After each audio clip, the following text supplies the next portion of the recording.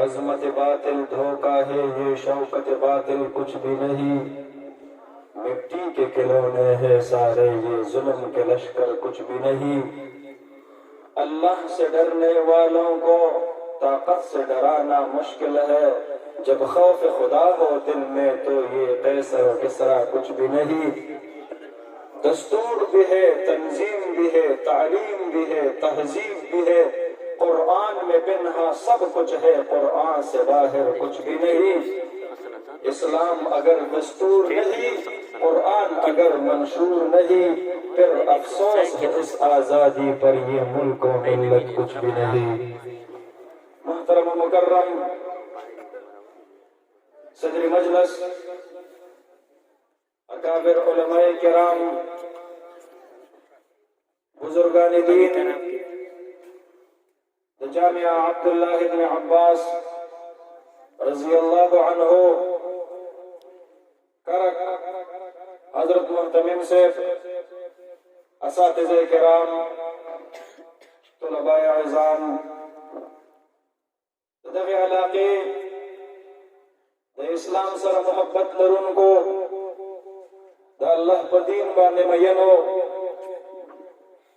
द गुलशन नबूवत सल्लल्लाहु अलैहि वसल्लम पहरेदारो द दीन इस्लाम मुहाफिजीन और मुजाहिदीनो, अल्लाह रब्बुल आलमीन मुन अवतासोता वदग नूरानी और रूहानी महफल के शिरकत तौफीक नसीब फरमाए लो। लकसरंग चिनन द मामूली गरमे और द लग नवर और द गरमो द वजे देखो मंग पवरियस बांध सुमर खुशाल शू, मंग पदाय खसिले बांध सुमर खुशाल शू। द महशर मैदान गई और नवर बा हदीस मुबारक के राजी दा बल्लान दे ज़मत तरा कुछ कदर मीलन रावी वाई दा पतरा तनिश्त दे च मील न मुराद मसाफत अर्ज ज़मत के वाला फासले वाला मील दे कम च किलोमीटर न लग सेवावी और कने द मील न मुराद अगर च सड़े पे रांझे पस्तर को की लगई नो सलाई वर्तवई लिखीगी। द मील न मुराद आगा द यवी कुछ न हम बोलू के सिलाई दे नवर उस पदे मौजूदा हालत के द माहिरीन फलकियात द तहकीक मुताबिक 1,14,00,000 किलोमीटर फासले के दे जमीन आसपास में 1,14,00,000 किलोमीटर फासले के दनवर हरारत नशो बर्दाश्त कवले। द महशर पर मैदान के पयो मील फासले के बदनवर हरारत से बर्दाश्त की। अल्लाहु अकबर। द बड़ेरा सख्त रज़वी, द बड़ेरा द इम्तिहान और द तकलीफ रज़वी अगर रज़ बांधे बा अल्लाह रब्बुल आलमीन ओ फरमाई यूसुफ किस्म खलक रासने जज़ा हुई था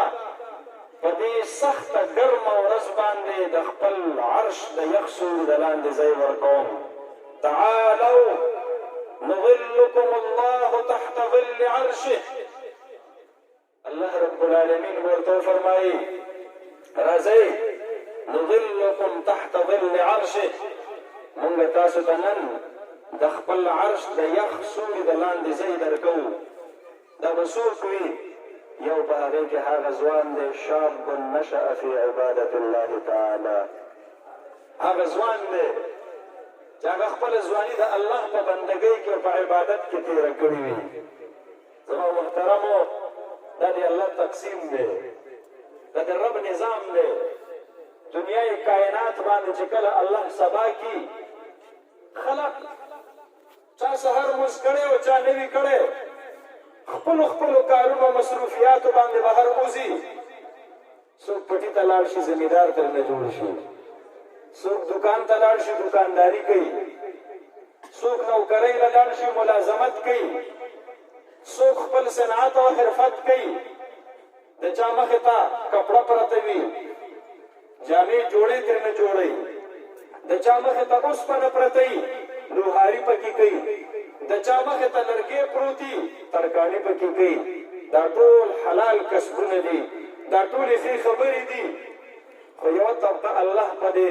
مخ د ځمکه داسې پیدا کړې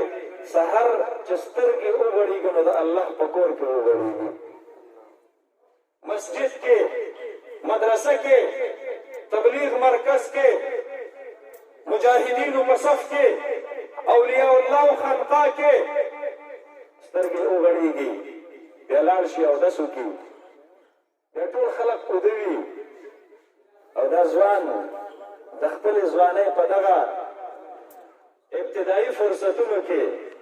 د الله په کور کې د الله قرآن کولاو کړي. دا د شپې وخت وي، دا ګیر چاپېره خلک دا غافله دی. زما رب دا منظر ګوري. د دې طالب العلم پلار په کور کې اوده دی، د رور په کور کې اوده دی، د مور او د خویندې اوده دي، د ده رشته دار اوده دي. ګیر چاپېره خاموشه خاموشي ده، یو آواز د یو معصومې ژبې نه راوځي. د الله په کور کې باوضو د قرآن تلاوت شروع شي. بسم الله الرحمن الرحیم الرحمن علم القرآن. الله رب العالمین د دې معصومې ژبې نه د شپې په دا توره تیاره کې د تهجد په وخت کې په خپل کور کې د خپل کلام تلاوت باوري. منظر ته ګورئ، یو خوا مسجد دی بیت الله، بل خوا قرآن دی کتاب الله، بل خوا طالب العلم دی ضیف الله ضیف الرحمن. دا منظر دی. الله رب العالمین فرشتو ته فرمایي فرشتو دې معصوم پلار ته عذاب مه ورکوئ، ځکه دا معصوم بچی ما ته د تهجد په وخت کې رحمان وایي. الله اکبر. فرشتو دې کلي له عذاب مه ورکوئ. دا مولوي فاروق صاحب چې په کوم کلي کې مدرسه جوړه کړې ده دې کلي کې معصومان بچي ما ته د تهجد په وخت کې رحمان وایي. زما د صفت رحمان نه ما له حیا راځي، زما صفت رحیم نه ما له حیا راځي. ما ته به په معصومه ژبه زما په کور کې د اودس په حالت کې د تهجد په وخت کې یو معصوم رحمان وایي او زه به د هغې کلي خلقو له عذاب ورکوم. دا د الله رب العالمین کرم دی چې نن د پاکستان په فضاګانو کې الله د قرآن تلاوتونه ژوندي ساتلي دي. ما ستاسو د وړاندې د سورې بروج آیتونه تلاوت کړل. الله قسم خوري والسماء ذات البروج. زما دې قسم په هغې اسمان چې د برجونو خاوند دی. والیوم الموعود. زما دې قسم په روز آخر باندې، په روز محشر باندې د کومې وعده چې ستاسو سره شوې ده. وشاهد ومشهود. زما دې قسم په نبي مهربان باندې انا ارسلناک شاهدا ومشهود. زما دې قسم په مشهود باندې ان قرآن الفجر کان مشهودا. د تهجد د وخت قرآن الله د هغې په عظمت باندې قسم خوري. د پاکستان حاکمه الله چې د کوم تلاوت په عظمت باندې قسم خوري د پاکستان د فضاګانو نه د سحر تلاوتونه مه ختموه. ما مدرسې مه بندوه، زما قرآن مه بندوه. نو حدیث مبارک کې راځي شاب نشأ فی عبادت الله تعالی. هغه ځوان چې هغه خپله ځواني د الله په عبادت کې او په بندګۍ کې تېره کړي دا به د الله رب العالمین د عرش د یخ سوري د لاندې الله ورله ځای ورکوي. او بیا دا جامعه چې د حضرت عبدالله ابن عباس رضی الله عنه په نوم مبارک باندې موسوم ده. عبدالله ابن عباس رضی الله عنهما د دواړو جهانو د سردار مبارک د تره زوی، خو د علم دومره شوقین، د علم دومره طلبګار. فرمایي ډېر ماشوموالي باندې د خپلې ترور حضرت میمونه رضی الله عنها کور ته راغلم. نبی کریم صلی الله علیه وسلم مبارک د شپې آرام فرما شو. یو بالغ و، زه وړوکی وم او موږ 3 کسان وو. جناب نبی کریم صلی الله علیه وسلم، حضرت میمونه او بیا زه. فرمایي وی د دواړو جهانو سردار مبارک لږ آرام وکړو. آرام نه وروسته پاسېد. زه لاړم او ما د بیت الخلا په دروازه کې ورته لوټه کېښودله د اوبو نه ډکه. نبی مهربان صلی الله علیه وسلم مبارک چې بهر راووتلو د اوبو نه ډکه لوټۍ ولیدله. تپوس کې دا چا کېښودلې ده؟ جواب ورته میلاویږي دا هغې معصوم عبدالله ابن عباس کېښودلې ده. وی نبی مهربان زما په دې خدمت ډېر خوشحاله شو او وی فرمایل اللهم فقهه في الدين، اللهم علمه الكتاب. الله عبدالله ابن عباس رضی الله عنهما ته قرآن وښایا. الله تینا د قرآن هغه عظیم مفسر جوړ کړو. اعلم الناس کتابا، د قرآن د ټولو نه عظیم مفسر په دې امت کې عبدالله ابن عباس رضی الله عنه الله جوړ کړو. فرمایي وی د دواړو جهانو سردار مبارک پسې په مانځه باندې ودرېدلم. نو کس طرف ته ودرېدلم. نبی مهربان صلی الله علیه وسلم مبارک په خپل لاس باندې ونیسلم او زه د خپل ځان نه ښي طرف ته ودرولم. هغه عبدالله ابن عباس رضی الله عنهما کوم چې فرمایي ما به د چا نه واورېدل چې دې صحابي د نبي علیه السلام مبارک نه حدیث اورېدلی دی. نو زه به لاړم د هغې صحابي په دروازه کې به د غرمې په وخت کې په سخته ګرمۍ کې په دروازه کې به سملاستم. سر ته به مې خپل څادر کېښودلو، سیلۍ به رالوتله، شګې دا به مې په سر کې پرېوتلې، په مخ باندې به مې پرېوتلې. چې کله به هغه صحابي په خپل کار باندې د خپل کور نه راووتلو په دروازه کې به عبدالله ابن عباس رضی الله عنهما آرام فرماو. ما ته چې به وکتل ابن عم رسول الله صلی الله علیه وسلم وها هنا، د نبی مهربان د تره زوی زما په دروازه کې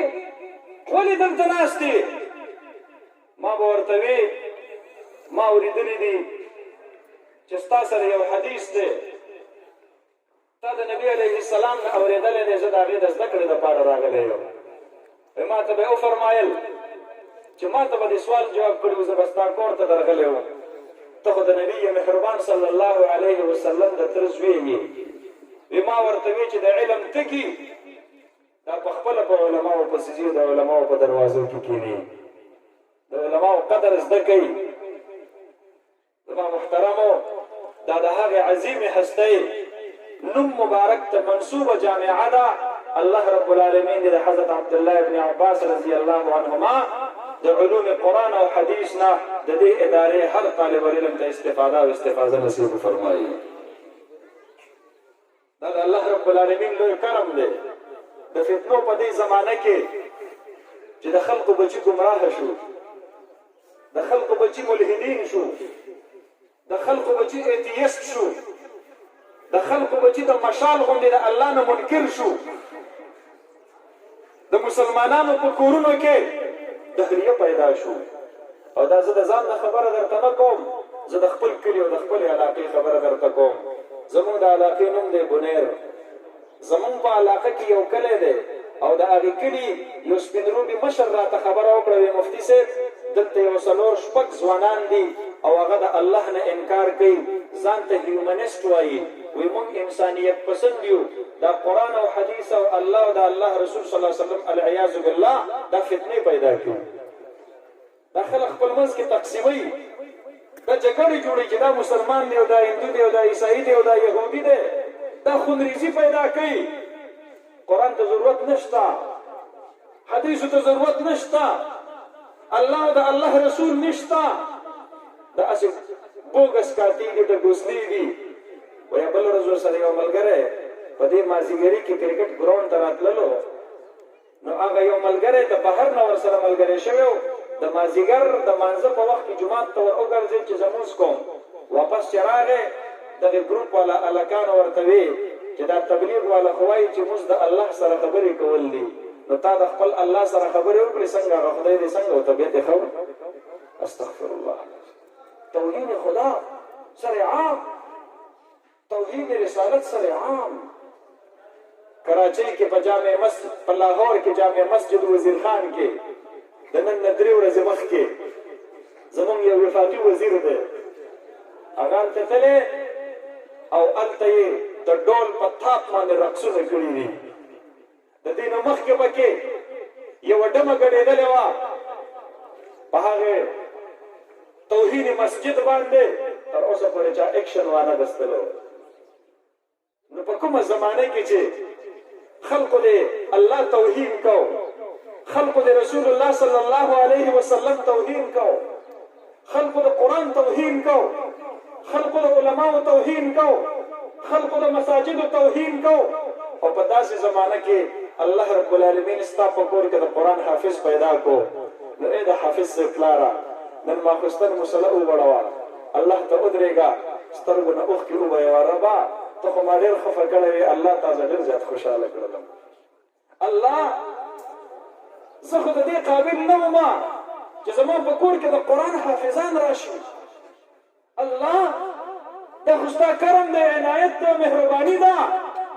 الله په کومه زمانه کې چې د قوم بچي نشیان جوړېدل ډاکوان او قاتلان او بد اخلاقه جوړېدل الله تا په داسې زمانه کې زما د بچي په ژبه 13 سپارې قرآن تلاوت نصیب کو الله تا په داسې زمانه کې زما بچي ته حفظ قرآن نصیب کو دا بچی د ده په سترګو باندې د قرآن دیدار شوی د ده په ژبه د قرآن تلاوت شوی د ده په غوږونو قرآن اورېدل شوی د ده په مخ او په تندي باندې د قرآن نور پرېوتی د ده په لاسو کې د قرآن پاک پاڼې اورېدلې راوړېدلې دا مبارک دي موږ د قرآن کاغذ دې وجې نه ښکلو دا دې کاغذ خو په دې د قرآن آیت لیکلی شوی دی قرآن کریم په کاغذ ولیکلی شو دا کاغذ والا مصحف دا چې زمونږ لاندې ځمکې ته پرېوځي موږ څومره خفه شو دا کاغذ والا مصحف دې باندې څوک ګزار وکړي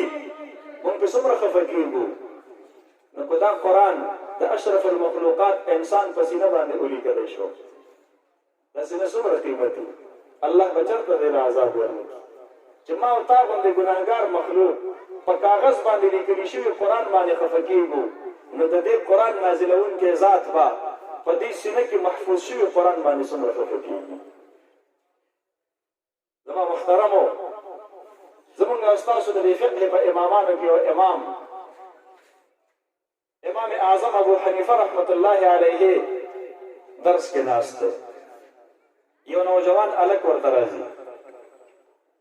امام صاحب یو مسلې پوښتنه درنه کوم یو هلک نابالغه دی او ماخوستن لمونځ یې وکړو دی ویده شو خوب کې علامات د بلوغ ورته ښکاره شو دی راپاڅېد غسل یې وکړو ټیم ته چې وکتل د ماخوستن وخت لا تېر نه دی یو پیره یې لمونځ کړی دی خو هغه وخت کې د باندې علامات د بلوغ نه ښکاره شوي دی بالغ نه و اوس پې علامات د بلوغ ښکاره شو آیا دا لمونځ به دوباره دی کوي که به نه کوي امام اعظم رحمت الله علیه حیران شو چې دا نوجوان خو ډېر باصلاحیته نوجوان دی دا خو ډېر ذهین او فتین هلک دی دې زړه کې د امام اعظم رحمت الله علیه یو آرزو راځي کاش دې نوجوان دیني علم حاصل کړلی الله به ترې ډېر خیر غور کړي یو زمونږ او ستاسو سوچ دی په بچو کې چې مو کم کون ذهن وي نو هغه فاروق مولي صاحب ته راولېږو په بچو کې چې مو کم د سکول نه پټېږي نو هغه فاروق مولي صاحب ته راولېږو په بچو کې چې مو کم په سترګو نابینا او په خپو معذوره وي په خپله خدمت نشو کولی موږ وایو زه دی به پکې حافظ جوړ شي خو دې علماو له الله لویې سینې ورکړي دي د امت د نابیناو بچو نه د قرآن حافظان جوړ کړي دي د امت د معذورو بچو نه د قرآن حافظان او عالمان جوړ کړي دي تاسو چې د خپلو بچو کم خدمت په خپلو کورونو کې نه دی کړی د هغې نه یې سوا خدمت الحمدلله موږ په خپلو مدرسو کې کړی دی زما محترمو امام اعظم ابو حنیفه رحمت الله علیه زړه کې تمنا راغله الله رب العالمین د امام صاحب رحمت الله علیه د زړه تمنا ته قبولیت نصیب کو سبا له هم دغه ځوان دی پلار د لاس نه نیسلی د امام اعظم رحمت الله علیه په درس کې شامل کو امام اعظم رحمت الله علیه ته فرمایي چې حضرت دا بچی مې راوستی دی د دیني علم وښایه دا نوجوان وړوکی دی د مسافرۍ قابل نه دی امام صاحب رحمت الله علیه ورته فرمایي کور کې په حفظ وکړه خپله علاقه کې بیا دلته راوله بیا به دې دیني علم وکړي دې دپاره چې اوس د سفر قابل نه دی 2-3 کاله کې عموما حفظ کېږي بیا به د سفر قابل جوړ شوی وي تاریخ لیکلی دي دا بچی د پلار سره روان شو پلار نه تپوس کې راجي ابو مونږ ولې امام صاحب واپس کړو هغه وی امام صاحب وایي چې اول حفظ وکړه امام صاحب مقصد دا و چې 2-3 کاله کې حفظ کېږي بیا به د ګیره راغلی وي بیا به لوی وي بیا به د سفر قابل وي بیا به دلته په کتابونو درس کې شریک شي فرمایي ځوان وی چې ښه د قرآن کریم حفظ 6 ورځې په منځ کې تېرې شولې 9 ورځ باندې دغه بچی خپل پلار د لاس نه نیسلی د امام اعظم رحمت الله علیه درس ته یې راوستلو امام صاحب رحمت الله علیه ته فرمایي حضرت دې د ځان سره اوس درس کې شامل که ستا شرط پوره شو امام صاحب رحمت الله علیه حیران شو شرط خو درته ما دا لګولو چې دی د قرآن کریم حفظ وکړي هغه پلار د دې ماشوم ورته وایي او زما دې بچي په 6 ورځو کې د قرآن کریم 10 سپارې حفظ وکړو امام صاحب رحمت الله علیه حیران نښه مې ټیک ویشتلې ده ارزو مې ټیک کړې ده دې بچي کې ډېر لوی صلاحیتونه دي امام صاحب رحمت الله علیه ځان سره داسې ګس طرف ته کېناوه د امام صاحب رحمت الله علیه سره به خواته ناست و مخامخ به یې نه کېناو دې دپاره چې د ده په مخ باندې زما سترګې نه لګي سیټ ته به ورسره ناست و هغه نوجوان نه الله رب العالمین عالم جوړ کو هغه نوجوان نه الله رب العالمین محدث جوړ کو هغه نوجوان نه الله رب العالمین فقيه جوړ کو هغه نوجوان نه الله رب العالمین مجتهد فی المذهب جوړ کړو نن دنیا پیژنې په امام محمد ابن الحسن الشیبانی رحمت الله علیه په نوم باندې چاته چې موږ امام محمد رحمت الله علیه وایو د امام اعظم رحمت الله علیه په لوی شاګردانو کې دی وجه زمونږ د استادان مونږ ته هدایه کې وایي چې کله په یو قول کې د امام صاحب او د امام محمد صاحب قول یو ځای شي وی طرفین دا فرمایي نو تاریخ لیکي چې امام محمد صاحب رحمت الله علیه به هم د امام اعظم رحمت الله علیه ګس طرف ته ناست په درس چې کله وفات شو یو شاګرد یې خوب کې اینی امام محمد صاحب رحمت الله علیه نه تپوس کې الله در سره څه معامله وکړه استاد جی هغه ورته وایي وی چې کله الله ته مخامخ کېدم نو ډېر زیات یېرېدم خو الله رب العالمین راته وفرمایل محمده مه یېرېږه إني لم أجعل علمي وحلمي فيكم إلا وأنا أريد أن أغفر لكم على ما كان فيكم ما چې کوم وخت نه ستاسې دې ته خپل علم درکوم او بیا د علم سره نو ورسره حلم درکوم هغه وخت نه ما ستا د مغفرت فیصله فرمایلې ده ولا ابالي ستا ګناهونو باندې هېڅ پروا نه کوم علم سره حلم زما علما ورونه دلته تشریف فرما دي زما اکابر تشریف فرما دي موږ د دې نه اورېدلي دي چې د علم سره الله حلم ملګری کو ولې ځکه د علم لار دا د سختي او د تکلیف لار ده دا د مشقت او د امتحان لار ده عالم چې کله عالم جوړیږي نو په طالبۍ کې هم د مشقتونو سره مخامخ کیږي پلار چې نورو زامنو ته پیسې ورکوي کوم چې یونیورسټۍ او کالج ته ځي نو هغې ته ډېر په فراخه زړه باندې په خوشحالۍ ورکوي هغه ترېنه ډېرې غواړي او د مدرسې والا ته لږې ورکوي خو زړه یې نه کېږي د دې مدرسې والا بچي پیزار هغه کوالټۍ والا نه کوم چې کالج یونیورسټۍ والا بچي پیزارونه دې مدرسې والا بچي کپړه هغه کوالټۍ والا کپړه نه وي کومه چې هغه یونیورسټۍ او کالج والا وي دا طالب العلم چې اینی چې دلته خو هاسټل کې سټوډنټان پاتې کېږي هغوی خو چېرته ما په وظیفه غوښتلو ونه لیدل زه وظیفه غواړم دا خو ما غوندې ځوانان دي دوی خو هم تعلیم حاصلوي دا ماشوم چې کله ایني چې هغوی خو ځان له خپلې کپړې په خپله نه اینځي او زه صابون ځاله سنبال ساتم او خپلې کپړې په خپله باندې اینځم زه کله سړه ډوډۍ خورم کله ګرمه ډوډۍ خورم ما خلک رټي ما خلک سپکوي ما خو چېرته ونه لیدل چېرته د کالج پاسټر باندې چا چاپه ولګوله زه خو اینم روزانه حکومتي خلک را روان وي محتمم صاحب دوی محتمم صاحب لیسټونه راکړه ستا سره استادان څوک څوک دي محتمم صاحب دوی محتمم صاحب د خپلو استادانو د بیبیانو نومونه راته راکړه د خپلو استادانو د لوڼو نومونه راته راکړه دا خو چېرته ما په نورو تعلیمي ادارو کې نه دي لیدلي زما دپاره زما د قرآن تعلیم جرم ما خو چېرته دا نه دي لیدلي زه خو که په جامع زبیریه کې د قرآن د پاسه را باندې دماکه وشي او د مشکات پاڼې پکې اوس وځي او د قرآن پاڼې پکې اوس وځي او زما د طالب العلم د غوښو ټوکړې خلک دا د الله په کور کې د جومات د چت نه راغونډې کړي نو ما سره بیا هم څوک همدردي نه کوي زما آئی جی پی صاحب وایي یہ چھوٹے موٹے واقعات ہوتے رہتے ہیں آئی جی پی صاحب چې ستا بچی په مدرسه کې سبق ویلی او د ده د غوښو ټوکړې تا له په څادر کې راغونډې کړې وې کور ته یې راوړې وې تا ته به اندازه لګېدلې وه چې د خپل بچي دا دردناک منظر څوک په سترګو لیدلی شي دا د قرآن طالب دی ځکه ته وایي چوټې موټې واقعات دا د قرآن طالب دی ځکه یونیورسټۍ کالج کې حادثات راشي ته په ټول ملک کې ایمرجنسي ولګې هغه هم زما بچی دی هغه ته زه خپل بچی وایم زه په هغه باندې تا سره جاړم خو زما د دیني مدرسې په دې ماشوم به زما سره څوک جاړي دا ژړا به زه تنې تنها کومه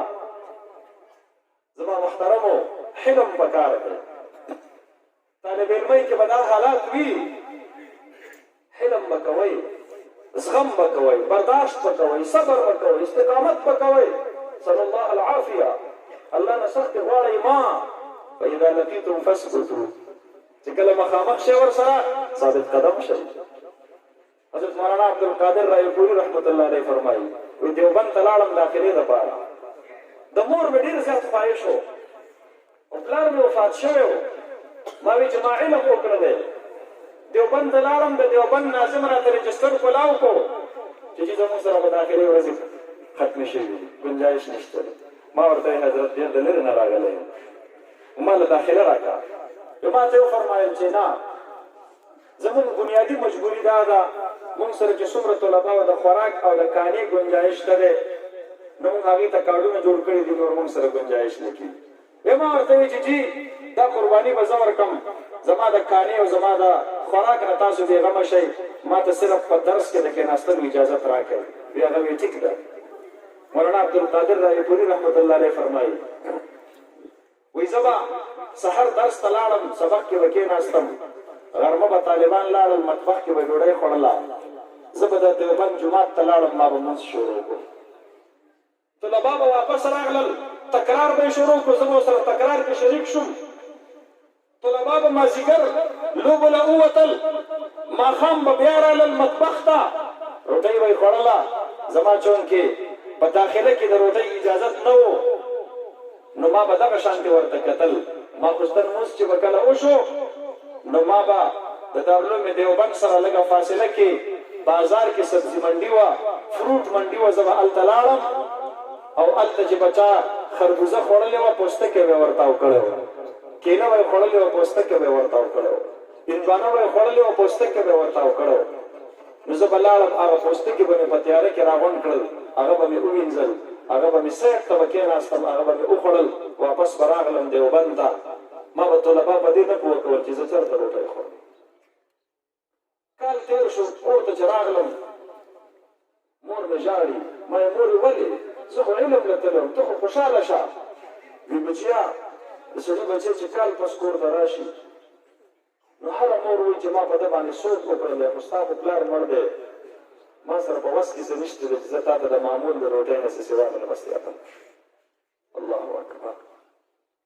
دې علماو زموږ زمونږ اکابرو دا سختې تېرې کړي،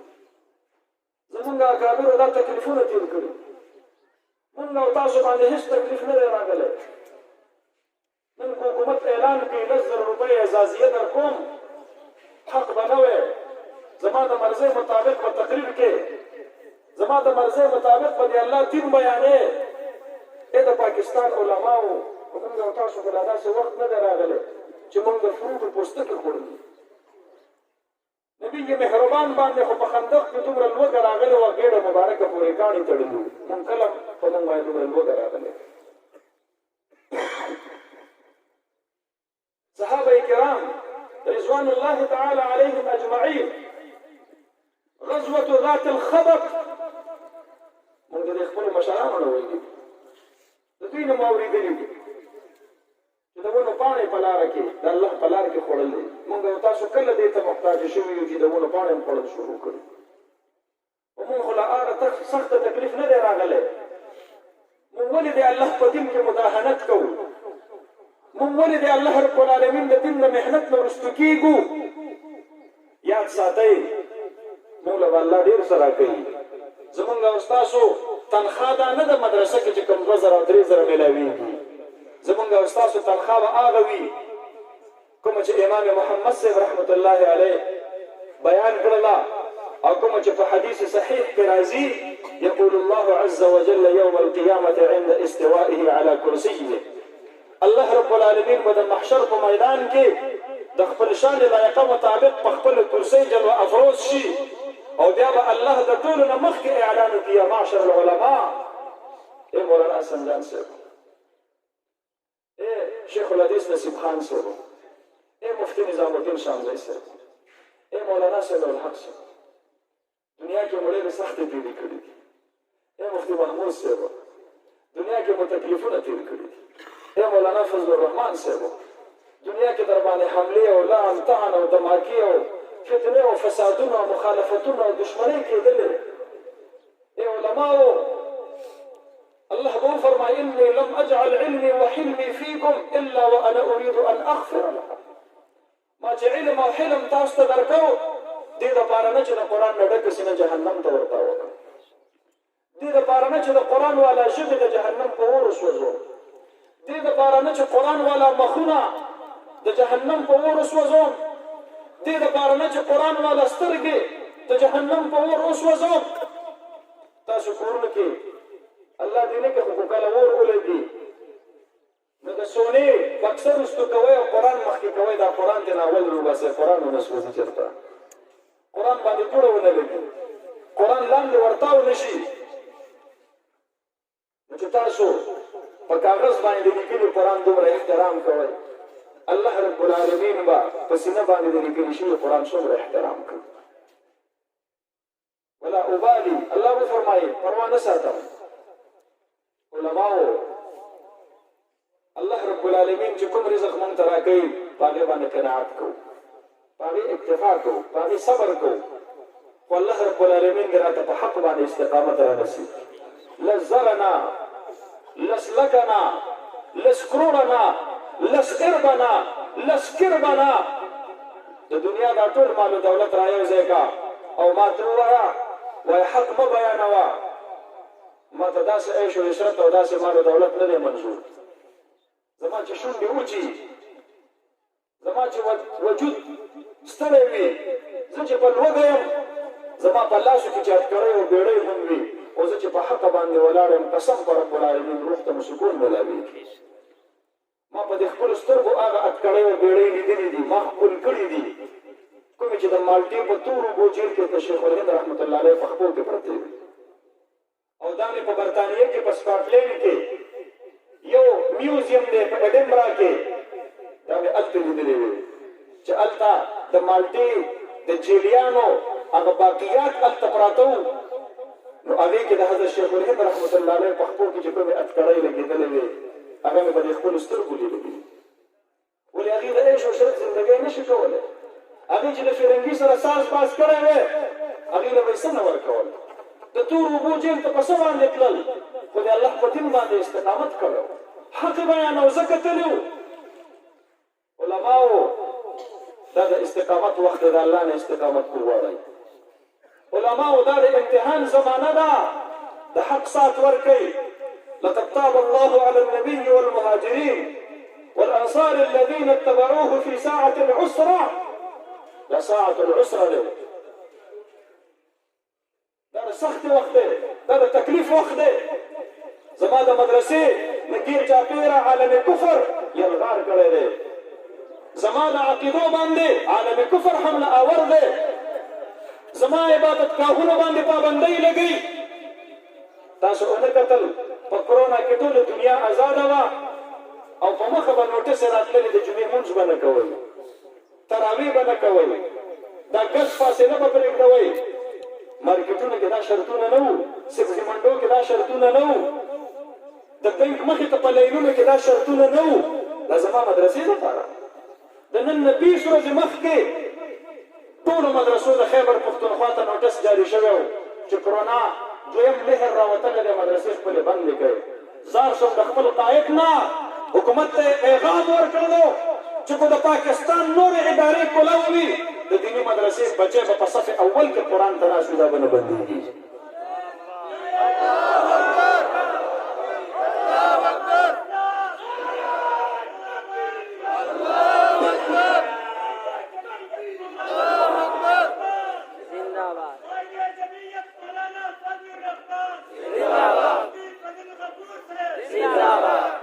علماء ورونو د فتنو په دې زمانه کې د عوامو د عقایدو تحفظ وکړئ، د هغې د عبادتګاهونو تحفظ وکړئ، هغه آباد کړئ. علماء ورونو خپلې مدرسې آبادې وساتئ، د دعوت او تبلیغ محنت آباد وساتئ، خپل خانقاهونه آباد ساتئ. علماء ورونو د حیا او د عفت درسونه جاري ساتئ. علماء ورونو اسلامي معاشرت د قیام لپاره خپل کوششونه جاري ساتئ. علماء ورونو دې مسلمانانو ته دا پته نشته چې اسلام کې د معیشت او د اقتصاد هم تصور شته دی. زموږ دا ورونه پوه کوي چې سیاسي نظام کې ناکامي ده،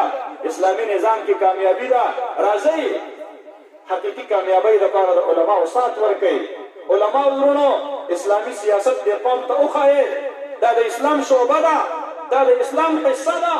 دې دپاره به بل څوک بل دین والا خلک نه راځي، دا زمونږ او ستاسو فریضه ده. د کلي خان ملک پې خفه کېږي، زر پېرې دې خفه دي شي، زر پېرې دې خفه شي. زه د الله د دین دعوت د چا د خفګان د وجې نه نشم پرېښودلی. من التمس رضا الله بسخط الناس، چا چې د الله رضا وغوښتله مخلوق خیر دې خفه شي، کفاه الله مؤونة الناس. نبی مهربان فرمایي د خلکو د مشقت د تکلیف نه به درته زه کافي او شافي شم. ومن التمس رضا الناس بسخط الله، او چا چې د مخلوق رضامندي وغوښتله الله خیر دې په خفه شي. خو حکمران صرف نه خفه کومه، حکومت نه خفه کومه، د حکومت خلاف نه کومه، خیر دې کو الله رانه خفه شي چې الله د دین حق خبره پټه پاتې شي. نو نبی کریم صلی الله علیه وسلم مبارک فرمایي وکله الله مؤونة الناس، الله رب العالمین به خلق ته وسپاري چې زما د خالق د در نه د سترګې واړولې او د مخلوق په در دې پرېښودلې، اوس مې د مخلوق تابع جوړ کړلې، په دغه پسې ګرځه او په دغه رزق پسې ګرځه. الله مې د دغه رزق نه محفوظ مامون وساتي. د خپلو اجتماعیاتو د هغې لحاظ ساتئ. وفاق المدارس دا زمونږ د اکابرو د دیني مدارسو تنظیم دی. زمونږ مشر قائد به د مدارسو بعضې محتمینینو ته ویل چې ګوره دې حکومت باندې اعتماد مه کوئ، دا حکومت د غیر ایجنټ دی، نو چا به نه منله او ډېر به پکې خوشحاله شو چې په پرزیډنټ هاوس کې راته روټۍ کړې ده، چې په وزیر اعظم هاوس کې په جي ایچ کیو کې راته تکې راکوي. ستنې انجکشن یې ووهله، 15 وفاقونه یې د وفاق المدارس نه علاوه جوړ کړل. بل ورځې نوټیفیکیشن وکړو چېرته چې مدرسه نشته دی هلته وفاق جوړ شو. چېرته چې زما سره په ټول ملک کې 30 لکه ماشومان به چې سبق وایي نو زما مدرسې ته د نوي رجسټریشن اجازت نه راکوي. تعجب خبره ده. زما محترمو جمعیت علماء اسلام د پاکستان د دې ټولو دیني شعبو محافظ او پهردار او چوکیدار دی، او حضرت مولانا فضل الرحمان صاحب د هغې سپه سالار دی او د هغې قائد دی. مونږ بل قائد دنیا کې نه منو نشته دی زمونږ بل قاید زمونږ همدغه یو قاید دی چا پسې چې د حرمینو امامان نیت تړي چا په سر باندې چې د دیوبند محتمم لاس کېښودلی و چا باندې چې د عرب او د عجم علماو اعتماد کړی و مونږ دغه یو قاید دی بل ورځ د حضرت مولانا شیخ الحدیث محمد ادریس صاحب سره ناست وم قاید محترم تشریف راوړلی و شیخ الحدیث مولانا محمد ادریس صاحب ورته وایي حضرت زمونږ یو سټوډنټ دی هاسټل کې وي بیا بله ورځ راغی ژړل یې ما ورته ویې ولې وایي چې خوب مې لیدلو خوب کې او دا سټوډنټ وي حافظ قرآن دی زموږ ښه ملګری دی ښه صالح هلک دی خوب مې لیدلو خوب کې راته جناب نبی کریم صلی الله علیه وسلم مبارک زیارت نصیب شو او ډېر د غصې په حالت کې راته ګوري او بیا دا سوک داسې کو او ما ته وایي خوله درته ما ته کوم ته فضل الرحمن ته کنځل کې وایي زه راویښ شو ما د نبي علیه الصلاة والسلام غصه ولیدله سرې سترګې مې وکتلې ټوله شپه مې ژړلي نبی علیه السلام ما ته ولې غصه شو ما مولانا صاحب ته کنځل نه دي کړي حضرت شیخ صاحب وایي ما ترې نه تپوس وکړو چې ستا سره هاسټل کې داسې ملګري شته دی رومیکس چې هغه مولانا صاحب پسې خبرې کوي او ته د هغې په مشر پسې خبرې کوي او کنځل ورته وکړي په جذباتو کې وایي چې او داسې خو شته دی وایي ما وایي چې ته د هغې مشر ته کنځل وکړي نو هغه به خامخا مولانا صاحب ته کنځل کړي نو د هغوی تا د مولانا صاحب په کنځلو باعث کړل دا داسې ده چې لکه تا مولانا صاحب ته په خپله کنځل کړي وي نو ګورئ د علماو د هغې دغه یو قاید دی بل قاید نشته دی که څوک د اسرائیلو حمایت کوي هغه دې پوه شي اسرائیل دې پوه شي مونږ اسرائیلو سره هېڅ کار نشته دی مونږ د بیت المقدس محافظین یو انشاءالله ثم انشاءالله که څوک د جهاد نه انکار کوي هغه دې پوه شي او عالم کفر دې پوه شي مونږ د امت مسلمه چې څومره هم جهادي تحریکونه دي په افغانستان کې د امریکې خلاف دی کشمیر کې د انډیا خلاف دی فلسطین کې د اسرائیلو خلاف دی علی الاعلان د هغې د حمایت اعلان کوو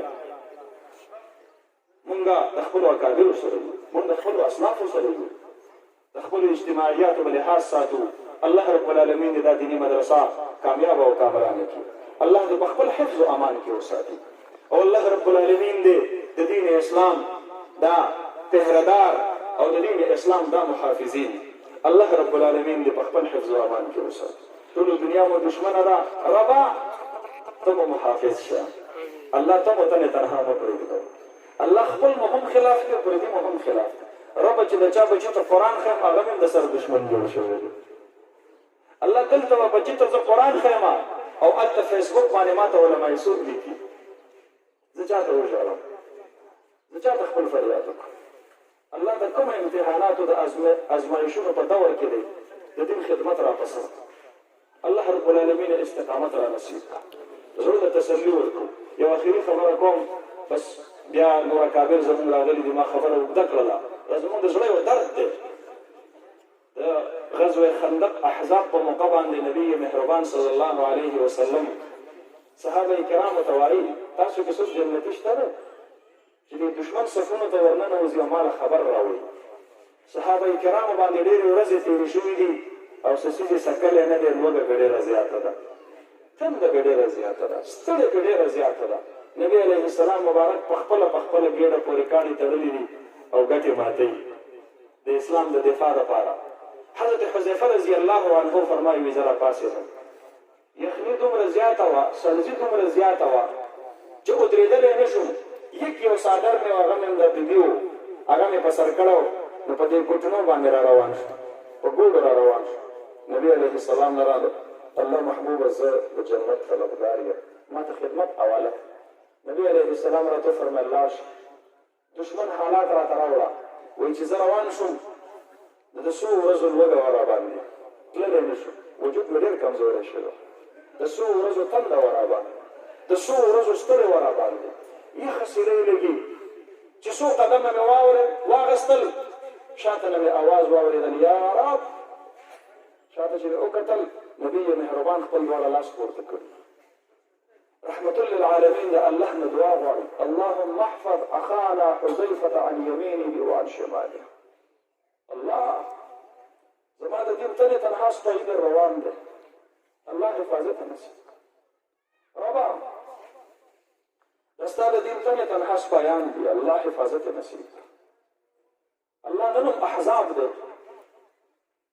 نن الله عالم کفر دفاعي قوت د نیټو په شکل کې، سیاسي قوت د اقوام متحده په شکل کې، معاشي قوت د IMF په شکل کې. الله رب العالمین نن هم هغه احزاب دی د دین اسلام د پهردارۍ دپاره تنې تنها ستا بندګان دې میدان ته راوتلي دي. الله رب العالمین زمونږ د علماو د دې طلباو د اسلام د دې پهردارانو الله د ښه طرف او ګس طرف نه حفاظت نصیب کړي. حضرت حذیفه رضی الله عنه فرمایي وی لاړم اوږد حدیث دی حالات مې معلوم کړل خلقو وی چې ځای چې تښتو زه واپس راغلم نبی مهربان ته مې اطلاع ورکړه د الله محبوبه دشمن په تښتېدو دی. وی نبی مهربان صلی الله علیه وسلم دا خپل صادر مبارک په اوږه په سر کړو دا داسې کلاو کو او ما ته وفرمایل چې حذیفه دلته راشه نن درله نبی مهربان د خپل صادر په سوري کې او د خپل صادر په ګرمایش کې درله نبی مهربان ځای درکړ. فغطني رسول الله صلی الله علیه وسلم فی ردائه. فرمایي وی نبی مهربان د ځان سره په ترخ کې په خپل صادر کې راپټ کړو. د دین اسلام طلباو علماو مبلغینو مجاهدینو په اسلام باندې مینه لرونکو زمیندار ورونو تاجرانو ملازمینو سرکاري نوکرانو څوک چې هم د الله د دین پهرداري کوي یاد ساتئ نبی مهربان صلی الله علیه وسلم مبارک ورته په خپل صادرو کې ځای ورکړي. الله دې موږ ته نصیب کړي. الله دې موږ ته په هغې کې حفاظت نصیب کړي. الله دې موږ ته په دین باندې استقامت نصیب کړي. أقول قولي هذا أستغفر الله لي ولكم ولسائر المسلمين وآخر دعوانا أن الحمد لله رب العالمين.